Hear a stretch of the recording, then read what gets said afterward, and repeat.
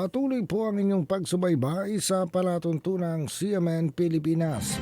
Napapakinggan tayo live nationwide via satellite at sa mga himpilan ng radyo ng Catholic Media Network sa iba't ibang lalawigan sa ating bansa.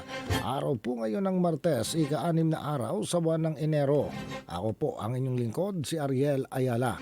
Samantala, pakinggan po naman natin ang pag-uulat mula sa himpilan ng DCSB ang Spirit FM, CMN Calapan, Oriental, Mindoro.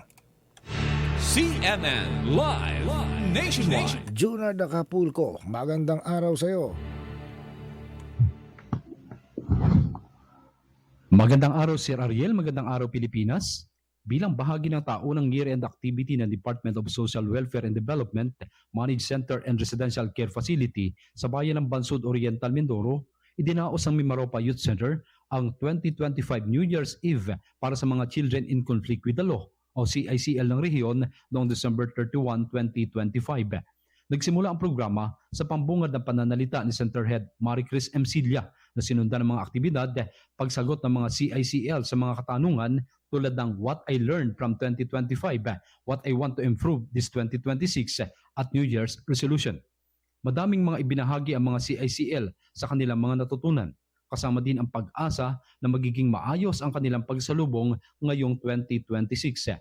Pagkatapos ay nagkaroon din ng simpleng skit na sinundan ng salo-salo. Matapos ang kainan ay masayang nagkantahan ang mga residente ng Mimaropa Youth Center kasama ang mga staff na kasama nilang nagdiriwang. Ang taunang pagdiriwang ay kabilang sa taunang programa ng DSWD at isinagawa alinsunod sa tradisyong Pilipino tuwing bagong taon. Mula dito sa Oriental Mindoro, ako si Junard Acapulco ng DCSB Spirit FM Calapan City, reporting live para sa CMN Pilipinas.